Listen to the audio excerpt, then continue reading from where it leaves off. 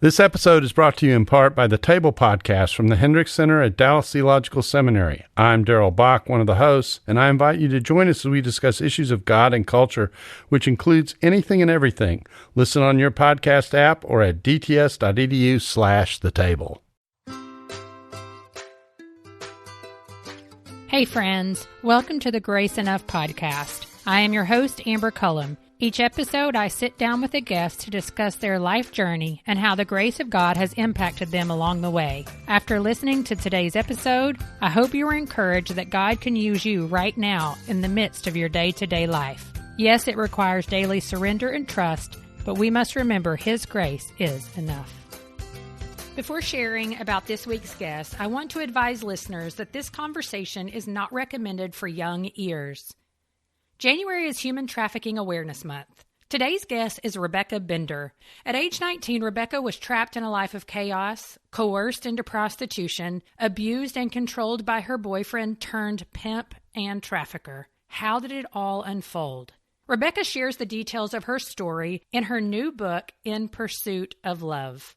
She joins me today to shed light on human trafficking. We chat about the various forms exploitation and trafficking can take on, the increased risk for those in vulnerable situations, the necessity of trauma-informed care, God's consistent long-term pursuit of her heart, and some red flags in the life of someone being trafficked. Listen to what Rebecca says about her early attempts to escape. You know, people say 6 years is a long time. Why didn't you just run? And my answer is, I did. That's why I'm standing here today. I did run. But, the other thing is, why didn't I run sooner? I had multiple attempted escapes and some of them didn't work. And I started learning what to do better next time and where to hide clothes next time and where to start putting money away for next time. And you just start trying to figure out, when can I do this? When can I gather up enough courage, gather my driver's license, my daughter out of school? Post 9/11, you cannot buy plane tickets with cash. And so your trafficker doesn't really leave you a debit card. And so people forget these things. Rebecca is a survivor leader, an overcomer, a child of the Most High God. I hope after hearing her story today, you are encouraged to pay attention to people in your community who may be experiencing exploitation for labor or sex acts. I hope you will take action where you are able to change our culture. Good evening, Rebecca. Thank you so much for sitting down with me this evening for the Grace Enough podcast. Yes, I'm so excited. Thanks for having me. Absolutely. Go ahead and take a moment. Introduce our listeners to you. Tell us a little bit about what you do and your family. Yeah, well, I'm Rebecca Bender. I am a preacher and an author. My husband and I live in the Pacific Northwest. We have 4 beautiful daughters. One is off at college, and I have what we call 3 littles in the house, 5, 8, and 9. They're all so different. They're all so fun. I love, love, love my life today. I'm so grateful for the life I have today. Lived, obviously, through a crazy, crazy story we're going to get into, but I truly believe that anything the enemy intended for harm, God wants to turn around for His honor and glory. And so I feel really privileged to be walking in that latter part of the verse today. Right. Amen to that. I know. I mean, and it is funny when you talk about your kids. I never in a million years, you hear people say, oh, they're all so different. And I'm like, you don't really know that. And then you have kids and you're like, how is it even possible that people who came from the same two human beings can be so different? So yeah. Oh my God. It's really fun. It's really fun to kind of figure out what the next one's going to be like or what they're going to be into. And now I have an adult daughter, and her finding career and purpose is also really fun, watching them really figure out what they're good at and where they shine. It's been cool. Well, and she's a track runner, correct? Well, I mean, I guess a runner is track. What year is she? Is she a junior? Yeah, she's a junior. She runs, she's a hurdler. So she's a 100-meter hurdler. That's her marquee event. She also does sprints and relay for UC Berkeley. That is so fun. I bet that is really fun to be able to watch your kids excel at something like that. It's so fun. And we subscribe to Flow Track, which is like the subscription that lets you watch weigh meets if they're, nice. Online. So sometimes the kids and my husband and I will gather around the computer and watch her run a race that's far away that we can't fly to. And it's really so cool. fun. Well, as we get going today, you do have just an incredible transformation story. I mean, it's written in your book that is coming out January 28th. And I'm going to have you, share a little bit about that. But I just finished reading it and it really is incredible. Not just the story, but the information about sex trafficking that you share. And so as we get going, if you'll share a little bit of your story with us, just to give people a picture of what we're going to be talking about today. Yes. Well, thanks. Thanks for reading the book. I'm Absolutely. so excited. I'm excited for it to come out. It's been a long time in the making, but I grew up in a normal kind of all-American middle-class home, blue-collar family, like many people in America. Mm-hmm. I had a great childhood growing up. I can remember walking out to a garden and picking tomatoes off the vine, using a salt shaker and chomping in. Little kid, I remember riding my bike all through kind of our country neighborhood. And I just had a good childhood. My dad worked at the local lumber mill. My mom was a stay-at-home mom. And I was not raised in church. I had a praying grandma. My grandma took me to church and vacation Bible school in the summers. But my house itself wasn't really at all a Christian home. My parents partied on the weekends. They'd have friends over and drink and smoke marijuana. And so I kind of grew up thinking that's just how normal people are. I didn't realize that kind of lifestyle would really desensitize me to think that partying is just a normal part of life. And so when I grew up, I ended up having boundaries that I didn't realize didn't exist, or a lack of boundaries rather, that just had been mirrored for me in childhood. My dad was an alcoholic and my parents ended up divorcing when I was 9 and they fought a lot. And so when I found myself in a really dangerous situation with a boy that I had fallen in love with and I thought was my boyfriend, and we went to parties and he ended up being really aggressive with me, I just figured this is normal. I really didn't have any kind of red flags going off. I thought, this is just how adults fight. This is just normal. So it's made me as a mother really sensitive to how desensitized kids can be to their upbringing. Like there's nature and nurture. We all know that. But really nature, it also plays a big role in people's decisions as adults. And I think we forget about that sometimes. Yeah. I mean, we really say like it doesn't really matter that much, Yeah, we think, we'll learn as we grow up, but we really do what's familiar. And the root word of familiar is family. And so sometimes we can reenact and be desensitized to things that we were exposed to as kids. We just think is normal. Yeah. And they're not normal. Like fighting and seeing your dad throw things against the walls and having, my mom had a boyfriend after the divorce that was violent to her. That's not normal. And so when my quote unquote boyfriend got violent with me, I just thought this is how adults fight. We're in love. Yeah. We're going to get married. How old were you at that point? I was probably 19 by then. I'd met my boyfriend at 18. I got pregnant at 17. I was a good kid in school, got great grades. I was a varsity athlete, honor roll student. I even graduated a year early. I had enough credits to graduate my junior year. I got accepted into Oregon State University, had a dorm room assigned. I was on prom court and harvest ball queen. I was a cheerleader and a goalie at soccer. Like I was just a gregarious, really involved in lots of things kid. I would have never been put in an at-risk youth category. And so I got pregnant after high school and decided to keep my baby and unenroll from the university and go to community college locally with my parents and live with my mom and stepdad. And my friends who had gone off to university, they ended up moving into an apartment out of their dorm room and into an apartment. So I moved up there with my daughter thinking, finally, I'm going to get out of this small town and experience life. By then I turned 18 and I met a guy that had all the answers to all my problems as a young 18-year-old, really single mom, like a teen mom. There's some real vulnerabilities in that I didn't get to unpack a ton in the book. Right. When I got the book contract, we had about 55 to 60,000 words. I turned in 90. They were like, oh, we're going to have to cut some stories. So you're like, no, don't cut the stories. I love them all. How do you pick? I think there's a lot to say about young girls, especially in 18 to 24, who are raised in a culture where sex sells and where being your options. I heard a TED talk once that said, right now our culture tells young women that either you're sexy or you're invisible.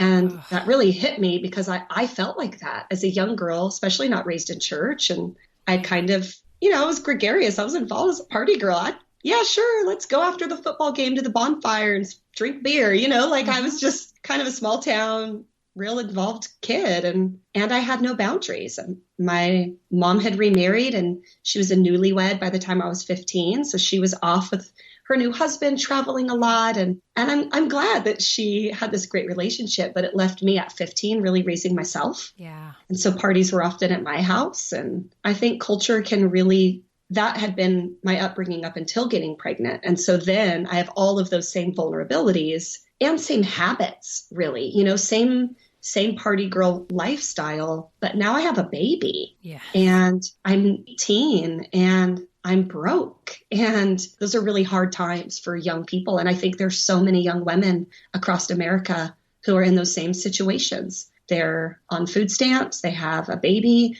because of they're on food stamps due to poverty. They're single moms. They're trying to figure out what their next steps are. And they still have a longing to love and be loved. Yeah. And that's a real vulnerability. Well, and along came this boy who, like you said, you thought had all the answers to your problems. And so you guys began dating. What was that relationship like? He swept me off to this world that I had never been exposed to. Again, raised in a real small town. I mean, the town I lived in until I was in the 8th grade had 3,000 people. I mean, you're talking about a real rural farm town. Yes. And then when my mom got another job and moved to the big city, there was 35,000 people. Yes. So the big city was 35,000 people for us. Yes. Oh, girl, I grew up in such a small town, so I can totally relate. Yeah. I mean, you're out feeding cows in the morning before school. My lamb I'd have to fill a bottle for my baby sheep. And, this is how I was raised, and riding four-wheelers and shooting guns. I mean, it's real. Mud. I don't know. You all probably didn't have mountains. We would mud. That's what we called it when we went out four-wheeling. Okay, we just called it four-wheeling. Mudding. Okay, that's fun. Well, I'm from Oregon. We might have different slang, but we have mountains in Oregon, so we'd go four-wheeling. Yes. But he lived in Portland, and we had met in Eugene near the U of O campus. He was this very ambitious music executive. He had his own record label. He had all these bands he was managing, supposedly. That was the fraudulent lie as a con artist that he told me. And it wasn't just a lie that he said. We actually went to concerts. We went backstage. He talked to bands as if he was actually their manager. And as a young girl, you don't want to seem like a groupie. You don't want to be...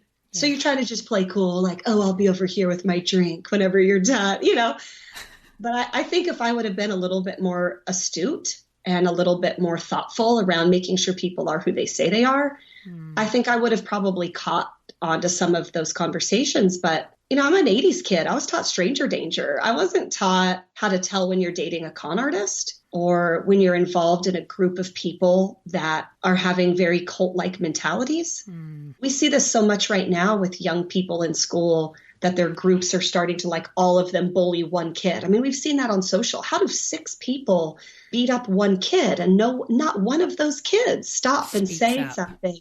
We've seen that. We wonder, how does that happen? Well, groupthink is so real. And I think we need to start talking to our kids more about being careful of your surroundings, being thoughtful around what people are saying. It's not to say kidnapping doesn't happen. It's not to say that we all shouldn't be constantly aware. But trafficking, according to FBI, less than 5% of traffic victims in America are kidnapped. Yeah. Less than 5%. Yeah. The majority of people are trafficked by someone they know and trust or are lured off the internet.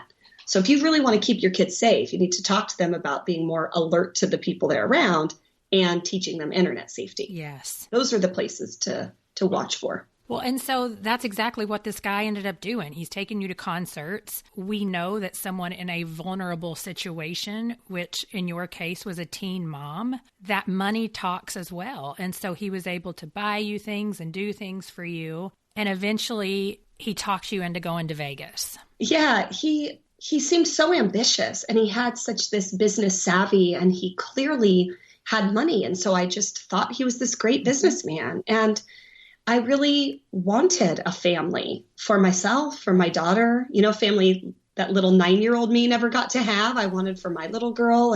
And so, sure, part of my sight may have been clouded by a real desire, but that doesn't make his deceit and his con okay, just Absolutely because not. I was vulnerable, you know? So he does this reverse psychology on me. And by now my boundaries were already very expanded by this time. I was working at a strip club to make ends meet on weekends.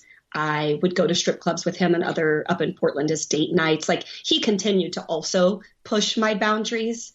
I think one thing my husband now, he asks me, we were watching Law and Order, and, we've all seen the episode, I'm sure, with Stabler and Benson. It's, SVU, and the guy's talking to a girl in the mall, and the next scene, she's in a mini skirt and fishnets. And my husband says to me, I don't understand how it happened so quickly. I said, well, because it's Law and Order and they have 43 minutes.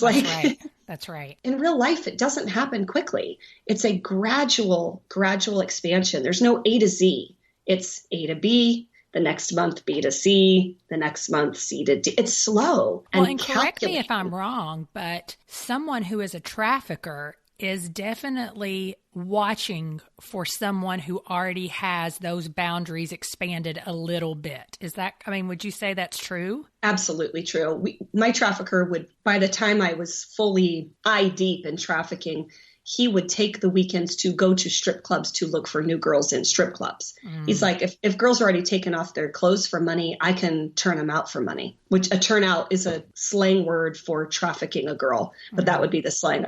A trafficker would say, I could turn a girl out. If she's already that close, it's less work for them. Well, and I think so often, and this is me speaking to myself, 5 years ago, maybe more like 10 years ago, having a certain mindset about someone in a strip club being like, oh, well, they're voluntarily doing that.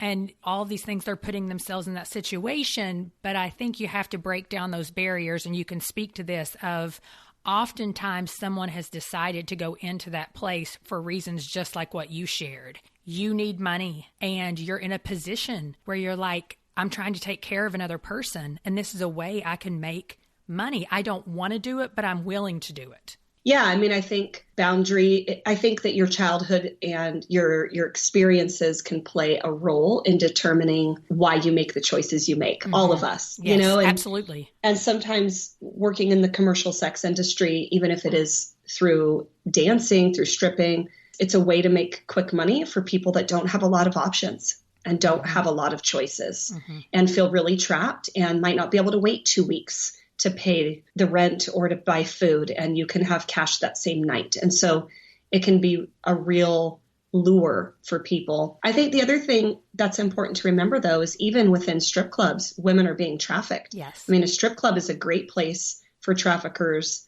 to relocate to a new city, and that's a great place to start your victims to get clients that are buying lap dances from you, and then try to make them your regulars, and you move out of the strip club and you then become being trafficked through those regulars. And that happened to me all the time. Wow. So it looks like I'm a dancer, but I'm being trafficked. My trafficker is requiring that I attend that one. There's other girls in that room that are also probably being trafficked through the same stable. So they're watching you. They'll be rewarded if they tell on you for breaking rules. So you're constantly being watched. And it's not just by the trafficker, it's by the other victims in the home as well. Yeah. Well, and tell everybody what the definition stable. What is a stable? A stable is the home that the trafficker has multiple victims. Sometimes they don't always live in the same actual home. It's like you can imagine someone who has a stable of horses, right? A trafficker has a stable of women. Yeah. And I love that in the book at the end, there is a couple of pages that are just terms, common terms that you would hear a trafficker use, or you would hear in the, commercial sex industry. And that was actually very helpful to me. So I was glad that you put that in there. But go ahead now and share a little bit about what it was like once you were fully in a trafficking situation. Like, what did it, let's say, a weekend look like? A typical weekend would look like, sleeping as late as you can, or as late as allowed, I should say, depends on the trafficker. For me, what it would look like would be you'd get up, you'd clean the house, you'd go to the grocery store, you'd make food for your kids or the other children in the home. If there's other women with other children, if it's a school day, you might, the kids are probably already at school somehow, whether another victim had to wake up early or the trafficker took them or they went and caught a bus. You'd pick your kids up from school. You'd run errands for your trafficker. You'd go launder a lot of his money so that his hands never get dirty. So it's you walking to Western Union on video. It's you showing your ID to send money around the country or to pay his bills, which is what got some of the women in the home that I was in a lot of trouble because he refused to put his fingerprints on anything. And then by dinner time, you're making dinner for everybody. At least that was my situation. And by sundown, you're to hit the street. Yeah. You're getting dressed up. You're putting up ads online on a variety of escort service websites, advertising an hour of your time. You're calling on it escort services, and then you're walking the track. You're loitering in casinos. You're to stay out until the sun comes up. That's the rule. That was the rule in our home. And if you broke that rule, you'd be severely beaten. You'd be beaten to the point of hospitalization. I ended up, one story I didn't get to put in the book. I can remember one day I actually collapsed in the Hard Rock Casino. Oh my vision just started like tunnel vision, and then it just went out, like it just went black. I couldn't see anything. I thought I'd gone blind, and I started screaming for help and like walking to the side of the wall. I remember putting my hand on the wall and just like asking for help, but it's so loud in a Las Vegas casino. No one's really. Finally, I heard a man say, "Ma'am, do you need some help?" And I said, "Yes, can you walk me to the bathroom, please?"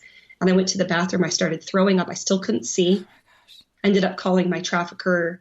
My sight came to a little while later. I think I splashed water on my face from the toilet, which is quite embarrassing to admit. And then I called my trafficker and said, "I'm really sick. Something's wrong." And he just was like, "Deal with it. You better get my money. You are not to come home. You are to get money."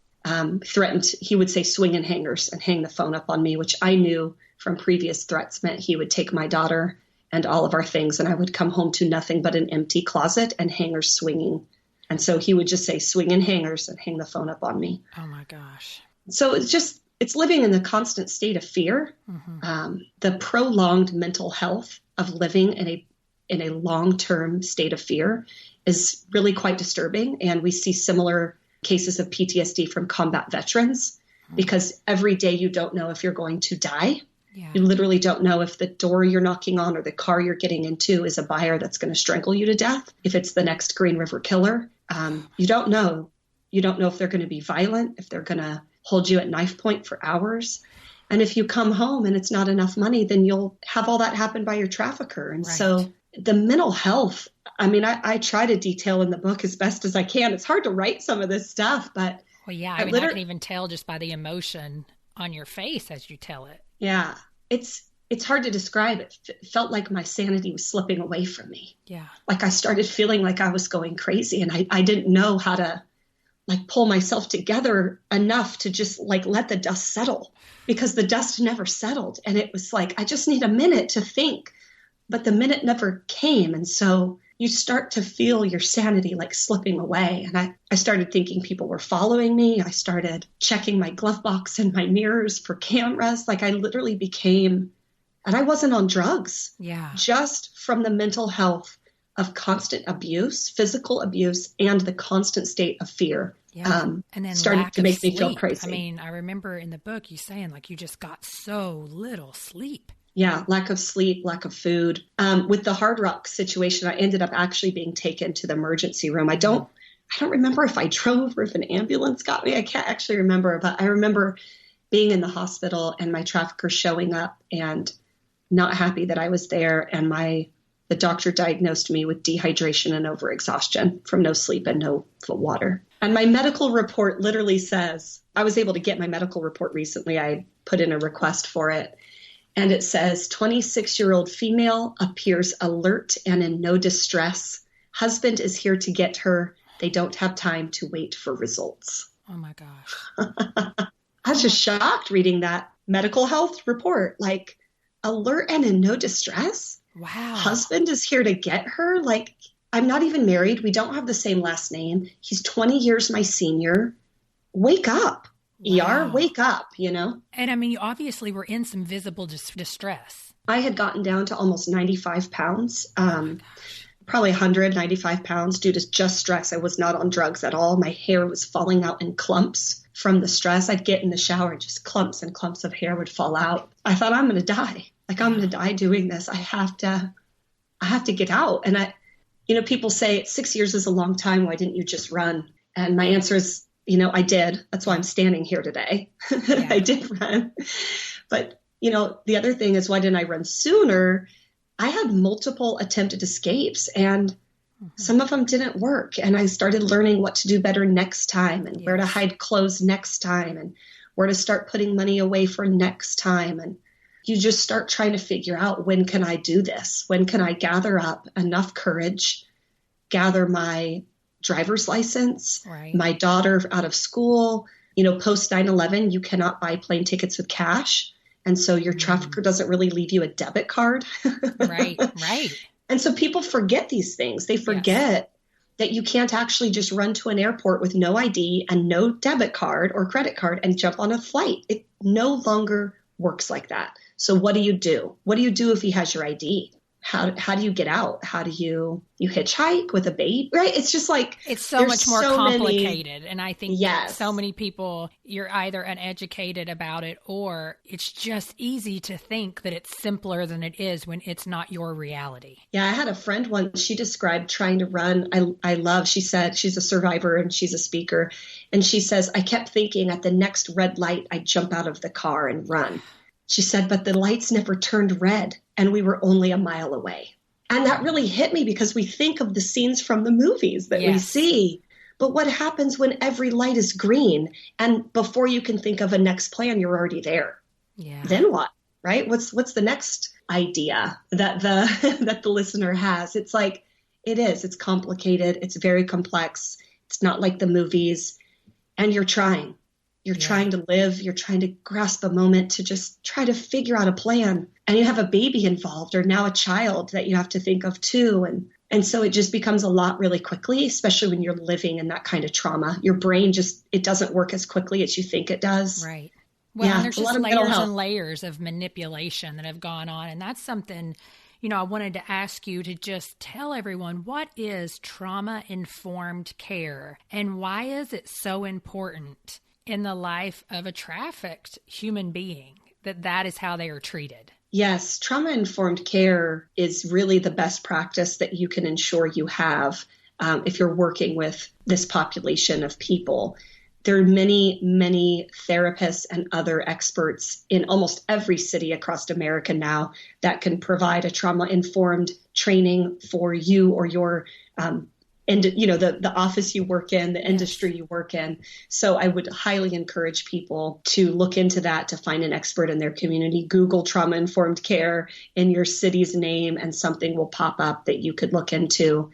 It's really about also ensuring that trauma is really well understood, that you understand what trauma is, how the brain works when it's lived in a constant state of trauma. It's about thinking through all the various things like, suicide, depression, triggers, PTSD, heightened emotional responses. It's about decreasing stigmas and making sure that you're seeing people as victims and not criminals, especially with trafficking, because you've been so traumatized by law enforcement as this criminal mastermind prostitute, quote unquote, that they're interrogating you. They're not interviewing you as a potential rape victim. It's a very different dynamic that people look at you with. And so having a trauma-informed lens and a trauma-informed approach is really how best to work with trafficking victims. Because you had been out at one point, you had left, and you had gone to a facility, and you had lived there for, I think, almost a year, and things were going really, really well. But it wasn't a trauma-informed approach. And then eventually when you left, the temptation to go back was a lot of, the things that lifestyle afforded you. You can explain that better, but what happened with that? Like, you did make this one escape and you were there for a year and things were going well, but then it really started to go the opposite direction. Yeah, I was there for actually almost a year and a half, almost 18 months. And I think I went into a drug rehab and it was great. I mean, it delivered me from drug addiction. I mean, God ultimately delivered me from drug addiction, but he used this facility and the people there.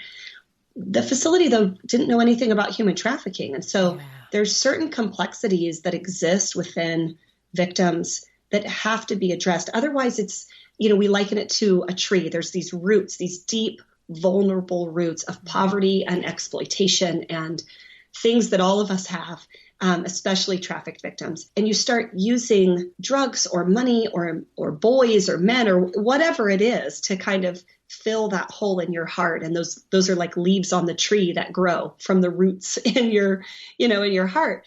And so once my drug addiction had been taken care of, it's like that tree was cut off, but the roots were still there. The roots of exploitation, the trauma bonding, the brainwashing, the complex compound PTSD, all of those things were still there. And so that tree just eventually grew back, and it had different leaves. So it looked different, but it never really left. And so making sure that people who might be interacting with trafficked victims are really trained in the specific needs of this population. I've had to refer victims to local shelters, homeless shelters, local domestic violence shelters, because it's the only open bed.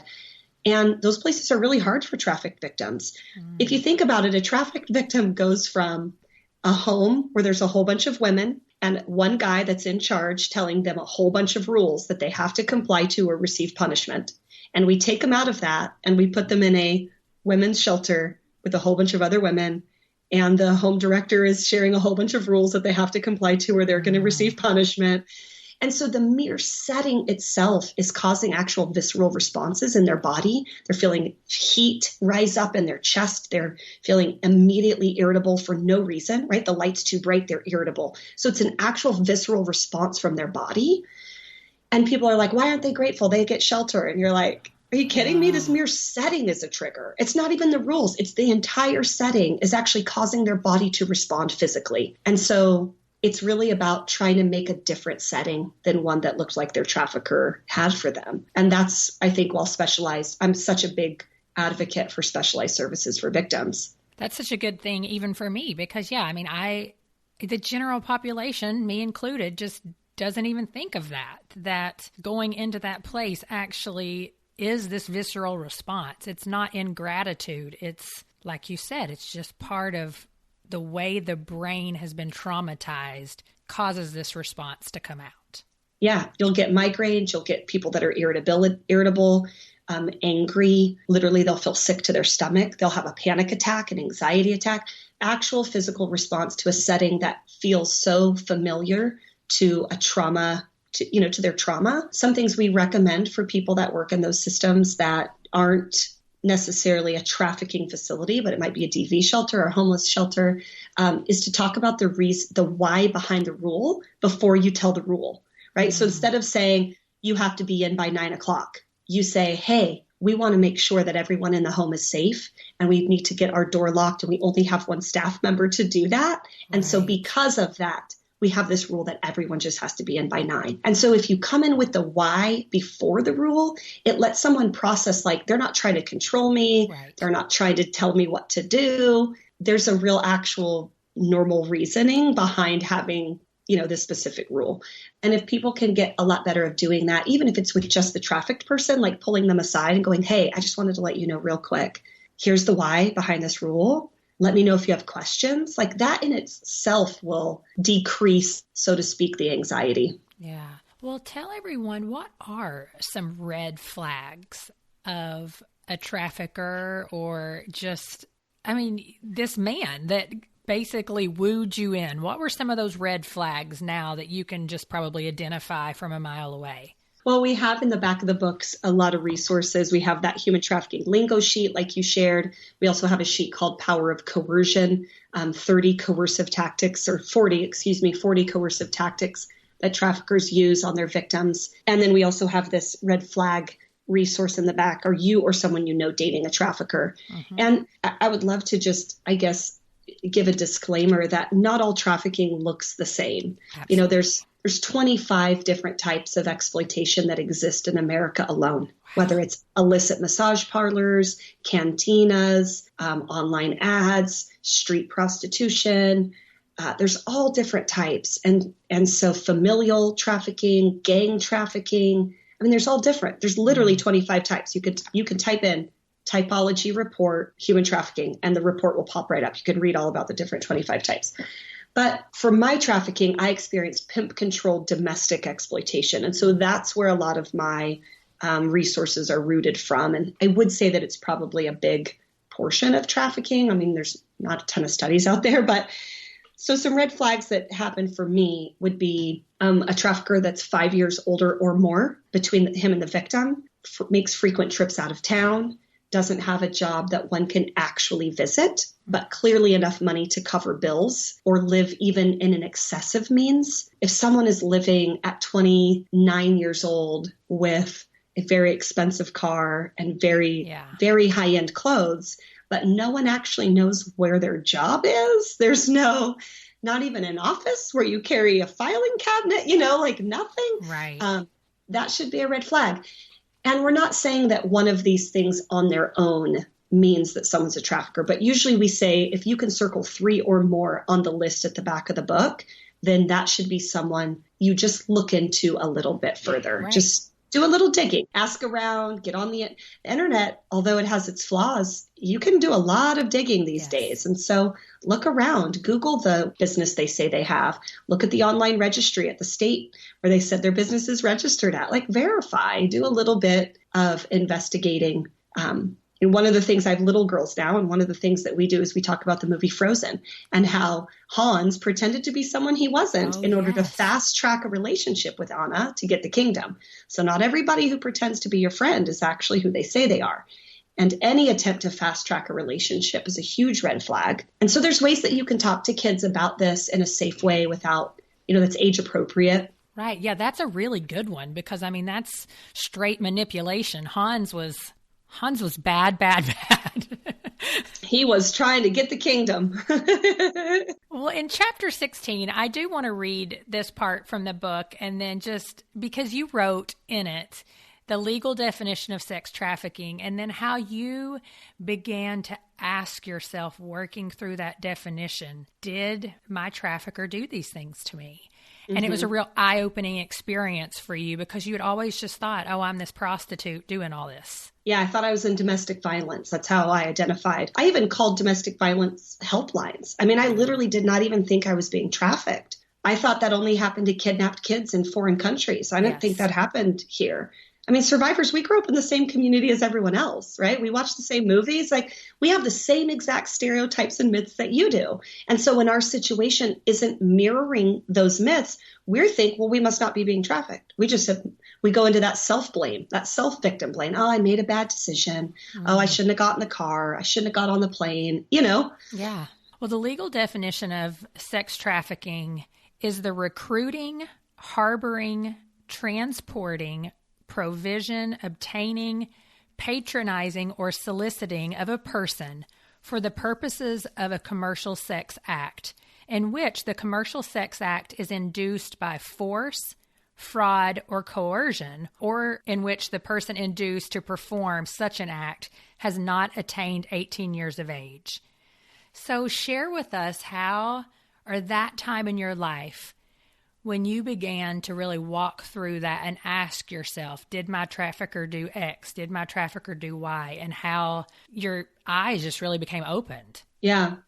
Thanks for bringing this up because I think it's so crucial. This is something we do when we train law enforcement. Most victims are not going to have the know-all, the wherewithal to say, you're right, sir. Due to the trauma-informed vulnerabilities in my youth, I see some fraudulent pretenses at point of recruit, right?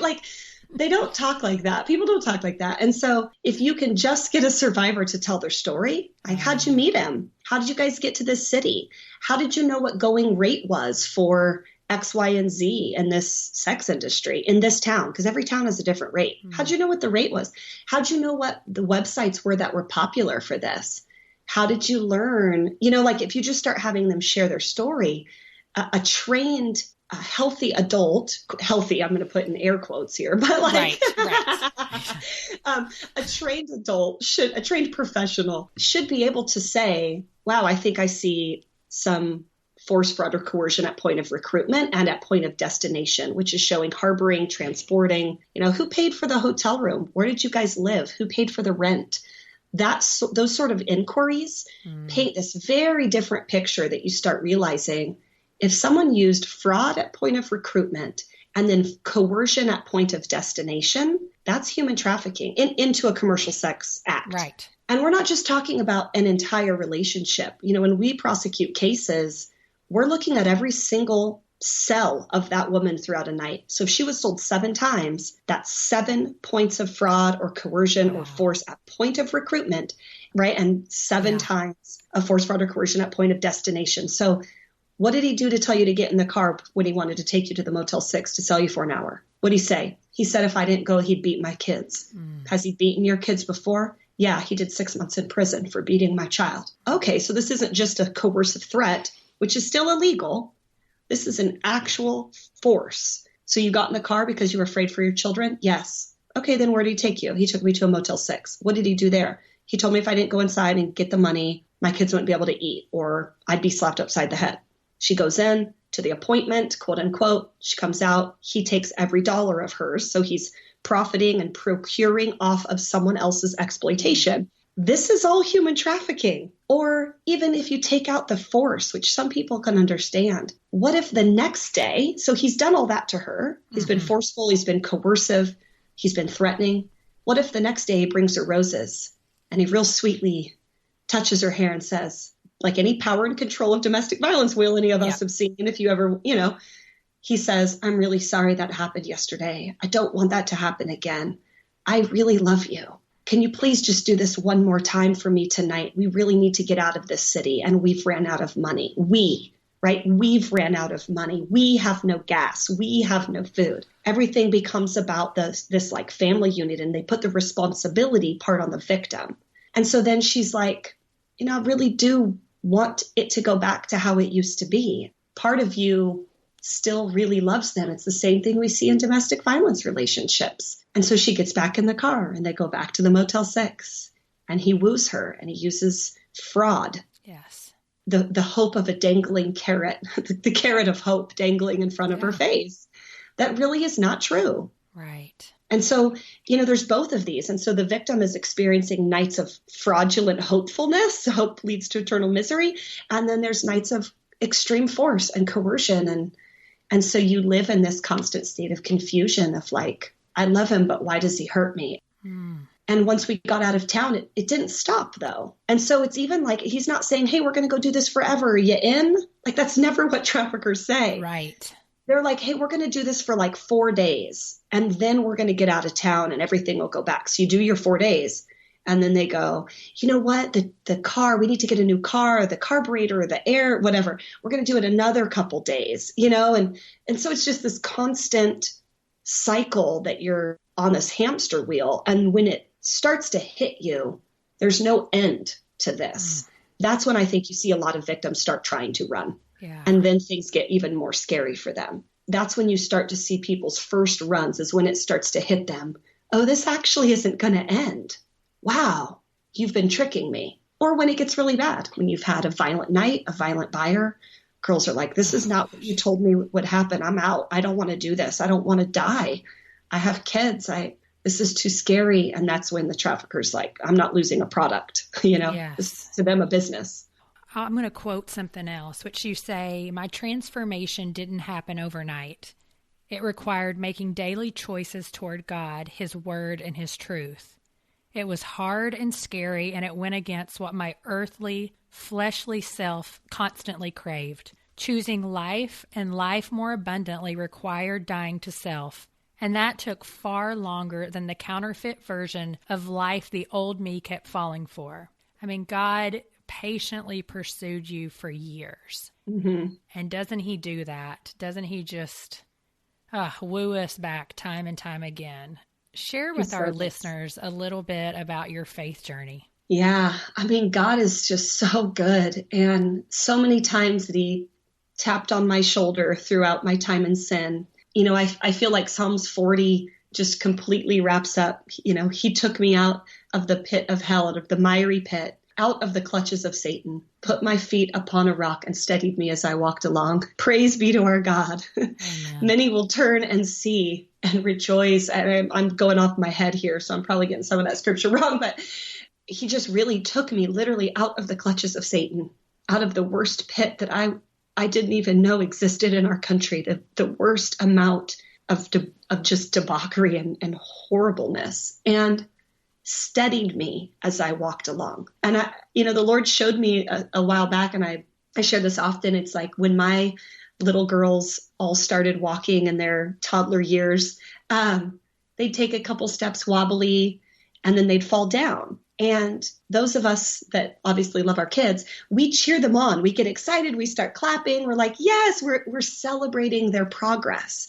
And we take out cameras. We try to capture it on video and camera, and we want to share it with our other people in their lives. We want to share their progress. And so the Lord showed me that when he steadied me along, when I would slip and fall, we would never say as earthly parents, oh, you stupid 1-year-old, why can't you walk sooner? We don't do that. We get excited and we celebrate. And the Lord showed me that's what he did with me. Every time I would fall down, every time I'd respond rudely, anytime my anger would get the best of me, or I'd lie to someone, the Lord would say, I'm so proud of you for recognizing your progress. Like a year ago, you would have even been convicted over that. Wow, yeah. He gets out his camera, he captures the moment, and he's cheering us on. He's not punishing us or mad at us. He's so proud of the progress you're making as he's steadying you as you walk along. And that's just what it's been like for me still, right? I mean, I still fall short. Oh, yes. I was in the bank the other day. This lady deposited my check into the wrong account, didn't even catch it. I drove off. I noticed, hey, this is a big check. It was like a grant, a big check for a nonprofit. I went back and said, hey, you deposited this in the wrong thing. She just kind of flippantly was like, oh, well, mistakes happen. I'm like, no. Whoa, what? This is a large check. You gave my receipt with my account number to some other car before or after me. Like, this is a big concern. I don't want you to just so flippantly brush it off. And, wow. I was a little bit terse with her. And she looks down and goes, so this is in Rebecca Bender Ministries account? Dolores, just give me the receipt. Yeah, that's right. You're like, well, but wait a minute. You don't get to just treat me crummy because it's a ministry. But I don't know. I was just reading 1 Peter 2 today about submission. And I was like, oh, I got to work through some of that business. Submit, right? even under unjust suffering. I'm like, Yeah, how much suffering? That's right. What exactly does that mean? Because Jesus was also telling the Pharisees to cut that stuff out. So yeah, when do I get to be Jesus turning the tables over? That's right. That's right. So what are you doing nowadays? Because you educate FBI, you've worked with Homeland Security, you have a podcast out, and you're, working in ministry. Talk to us a little bit about what Rebecca's life looks like now. Yeah, today, my biggest dream, I love preaching. I love being able to share my story to help FBI. I do. I love being salt and light to the world. But there's something about the Word of God that, I went back and got my master's in seminary at Bethel St. Paul in Christian thought with a concentration in biblical studies. I just love the Word of God. I love preaching. I love writing Bible studies. And so my heart in this next season is to really be more a part of the church, more a part of women's events, and any Sunday that'll take me, but I don't judge. I am no. So I just really love the Word, and that's what my next season I know is gonna entail, and God has already started to do some things, so I'm excited. That's awesome. Well, and the book that's coming out is called In Pursuit of Love, and you guys can pre-order it now. And I would certainly, encourage you to do that. And so we, Rebecca, end our show. Since we've been chatting for quite a while, I'm just going to ask you the question about grandkids. If you had the opportunity to give your great-grandkids some wisdom, what's something that you would like to share with them? Oh, wow. That is a really good question. One little other plug I'll give right now we're doing pre-orders. Like you said, you can pre-order the book. We have an incredible bonus for people that pre-order the book. It's called Find Your Lane. It's a free e-course. It's videos, downloads, and a fun interactive quiz that helps people identify their place in the human trafficking movement. So Find Your Lane.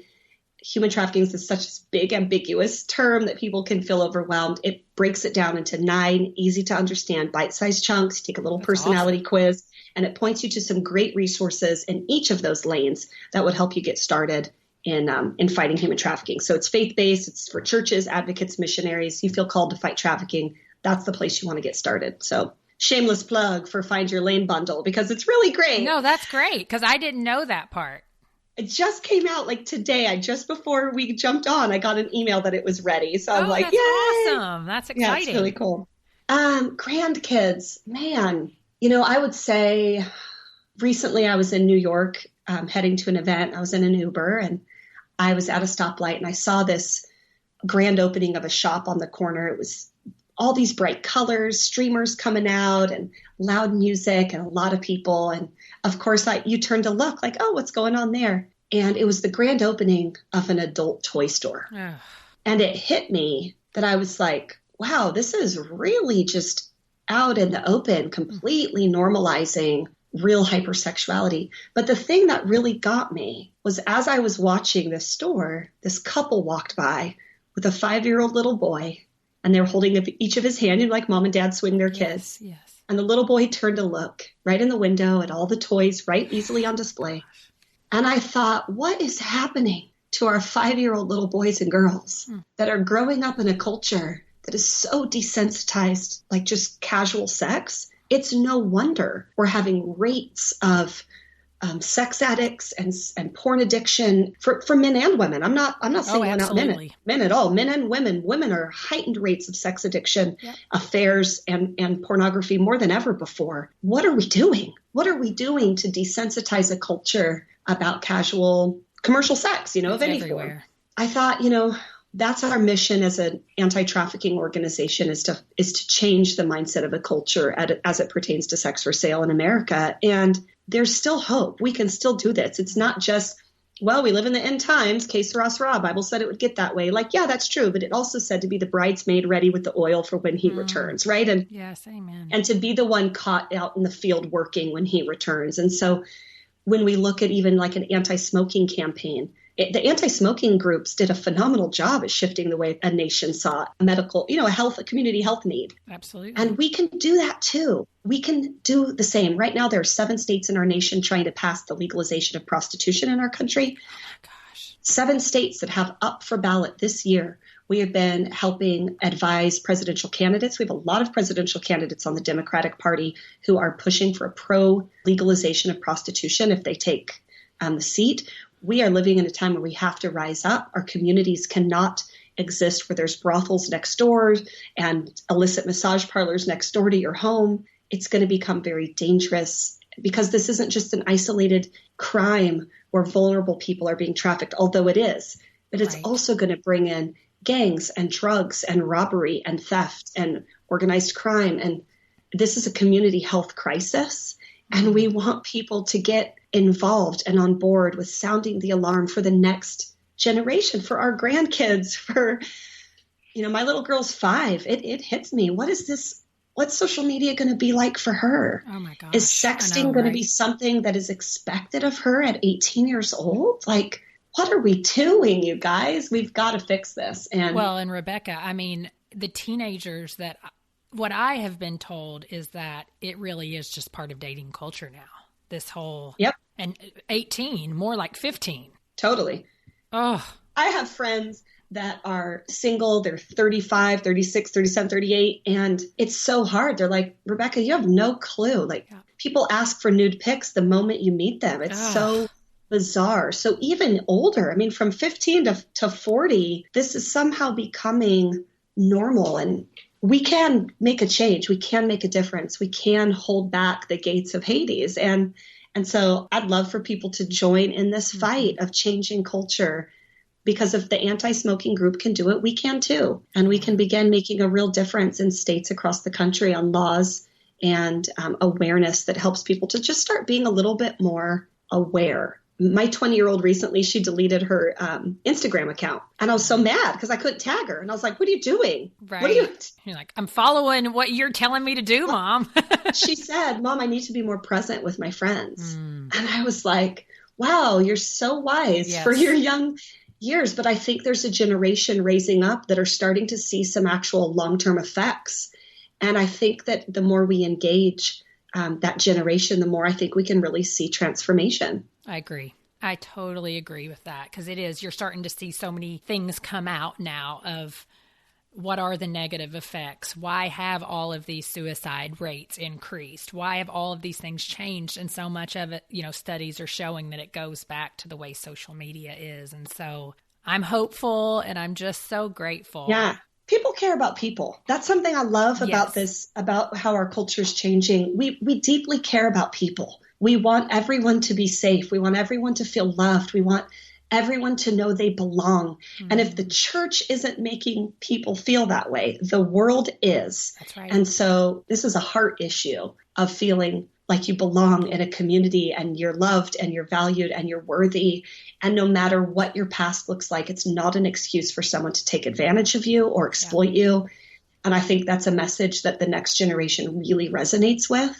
And I think the church needs to step up and really start engaging people, because the church can tend to judge sin, right? Certain sins better than other sin, and da-da-da-da.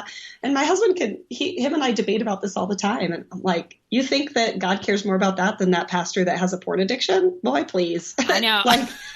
Sin is sin. Outward sin or hidden sin. Okay. That's the truth. That is the truth. Well, Rebecca, thank you so much for being here today. I am so grateful to just have been able to sit down and hear your story and share it a little bit with my listeners. Thank you so much for having me. It was so fun. And thanks for asking all the tough questions. Absolutely. Thank you for listening to today's episode. Resources, links, and quotes from today's conversation can be found at graceenoughpodcast.com under the Show Notes tab. If you are enjoying the show, I would like to ask you a few favors. Number one, make sure you are subscribed to the podcast. You can head over to Apple Podcasts, Stitcher, Spotify, Google Play, and iHeartRadio. Clicking that subscribe button helps to make sure you never miss a new episode of the podcast. Number two, if you enjoy the show, would you take a moment to leave a review on iTunes? Those reviews help me to know how the show is impacting you. And number three, the best way to grow is for people like you to share it with your friends. Will you share your favorite Grace Enough podcast episode via text, email, or social media? Again, I'm so grateful for each one of you who listen week in and week out. Thank you for listening to the Grace Enough podcast. Tune in next time.